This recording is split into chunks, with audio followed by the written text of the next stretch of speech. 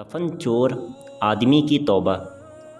کتاب تنبیہ الغافلین میں ایک قصہ لکھا ہے کہ ایک بار حضرت عمر رضی اللہ عنہ حضور صلی اللہ علیہ وسلم کی خدمت میں حاضری کے لیے آ رہے تھے تو راستے میں انہوں نے ایک نوجوان کو دیکھا جو بہت زور زور سے رو رہا تھا۔ اس کو روتا دیکھ کر حضرت عمر رضی اللہ عنہ کا دل پسیج گیا۔ انہوں نے پوچھا، اے نوجوان، کیا ہوا؟ وہ کہنے لگا، میں نے ایک بڑا گناہ کر لیا ہے، اب میں بہت پریشان ہوں، لہٰذا اللہ کے سخت عذاب سے ڈر رہا ہوں کہ میں یہ کیا کر بیٹھا۔ مہربانی فرما کر آپ نبی صلی اللہ علیہ وسلم کی خدمت میں میری سفارش فرما دیجئے۔ جب حضرت عمر رضی اللہ عنہ حضور صلی اللہ علیہ وسلم کی خدمت میں حاضر ہوئے تو رو رہے تھے۔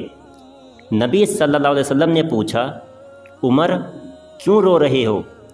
عرض کیا، اے اللہ کے محبوب، میں آپ کی خدمت میں حاضر ہو رہا تھا، راستے میں ایک نوجوان کو دیکھا جو کوئی بڑا گناہ کر بیٹھا تھا، وہ بہت رو رہا تھا، اس کی آہ و زاری نے مجھے بھی رلا دیا۔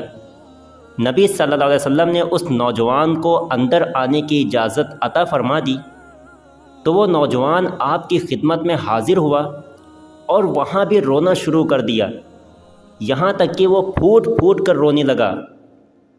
نبی صلی اللہ علیہ وسلم نے ارشاد فرمایا، اے نوجوان، کیا ہوا؟ اس نے کہا، اے اللہ کے نبی، میں بہت بڑا گناہ کر بیٹھا ہوں۔ حضور صلی اللہ علیہ وسلم نے پوچھا، کیا تیرا گناہ بڑا ہے یا اللہ کا عرش بڑا ہے؟ وہ کہنے لگا، اے اللہ کے نبی، میرا گناہ بڑا ہے۔ حضور صلی اللہ علیہ وسلم نے پوچھا، تیرا گناہ بڑا ہے یا اللہ کی کرسی بڑی ہے؟ وہ کہنے لگا، اے اللہ کے نبی، میرا گناہ بڑا ہے۔ حضور صلی اللہ علیہ وسلم نے پوچھا، کیا تو نے شرک کیا ہے؟ اس نے عرض کیا، اے اللہ کے نبی، میں نے شرک تو نہیں کیا۔ حضور صلی اللہ علیہ وسلم نے پوچھا، کیا تو نے اللہ کے کسی بندے کو قتل کر دیا ہے؟ اس نے عرض کیا، اے اللہ کے نبی، میں نے کسی بندے کو بھی قتل نہیں کیا ہے۔ حضور صلی اللہ علیہ وسلم نے پوچھا، تو پھر ایسا کون سا گناہ ہے کہ جس کو تو اتنا بڑا سمجھ رہا ہے؟ اس آدمی نے کہا، اے اللہ کے رسول، میرا گناہ بہت بڑا ہے، میں کئی سال سے کفن چوری کا کام کرتا تھا، مردوں کے کفن اتار کر بیچتا اور اپنی ضرورت پوری کرتا۔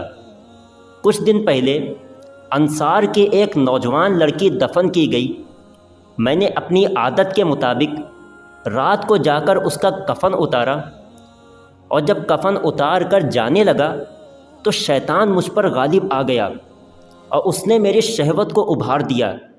میں پلٹا اور میں نے اس مردہ لڑکی کے ساتھ زنا کیا۔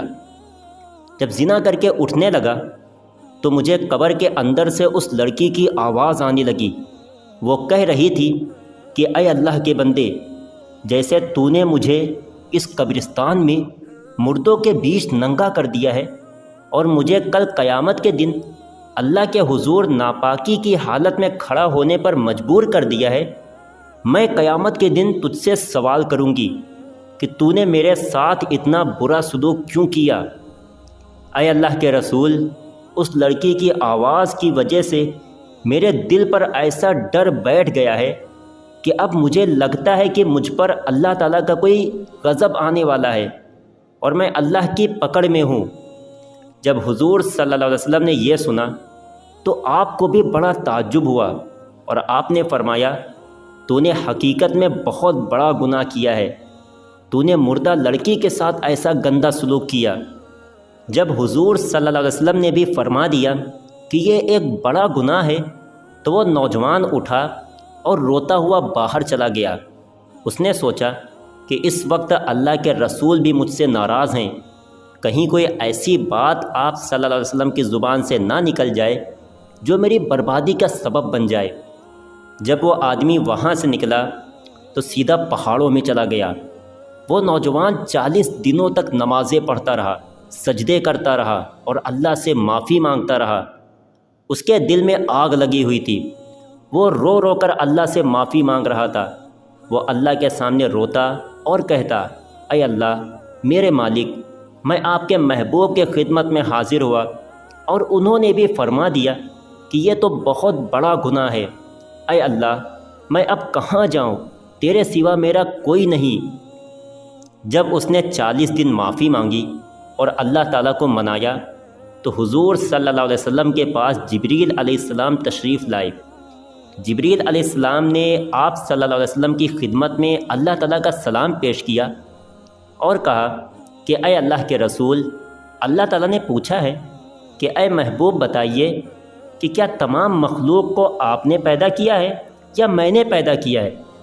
نبی صلی اللہ علیہ وسلم نے ارشاد فرمایا، اللہ ہی نے مجھے اور ساری مخلوق کو بھی پیدا فرمایا ہے۔ پھر جبریل علیہ السلام نے عرض کیا، اللہ تعالیٰ نے پوچھا ہے کہ کیا مخلوق کو آپ رزق دیتے ہیں یا میں دیتا ہوں؟ نبی صلی اللہ علیہ وسلم نے ارشاد فرمایا، مجھے بھی اور ساری مخلوق کو بھی اللہ تعالیٰ ہی رزق عطا فرماتے ہیں۔ جب یہ باتیں ہو گئیں تو تیسری بات پوچھی گئی کہ اللہ تعالیٰ نے پوچھا ہے کہ لوگوں کے گناہوں کو میں معاف کرتا ہوں یا کوئی اور معاف کرتا ہے؟ نبی صلی اللہ علیہ وسلم نے ارشاد فرمایا، اللہ تعالیٰ ہی لوگوں کے گناہوں کو معاف کرتا ہے۔ حضور صلی اللہ علیہ وسلم نے جب یہ فرمایا تو جبریل علیہ السلام نے عرض کیا کہ اللہ تعالیٰ نے پیغام بھیجا ہے کہ اے محبوب، اس بندے نے میرے سامنے رو رو کر اتنی معافی مانگی ہے کہ میں نے اس بندے کو معاف کر دیا ہے۔ سبحان اللہ۔ پھر اللہ کے رسول صلی اللہ علیہ وسلم نے ایک صحابی کو بھیجا کہ اس نوجوان کے پاس جاؤ اور اس کو خوشخبری سنا دو کہ تیرے آنسو اللہ نے قبول فرما دیے ہیں، اور جبریل کے ہاتھوں یہ پیغام بھیجا ہے کہ اس بندے کو خوشخبری سنا دو کہ اللہ نے اسے معاف کر دیا ہے۔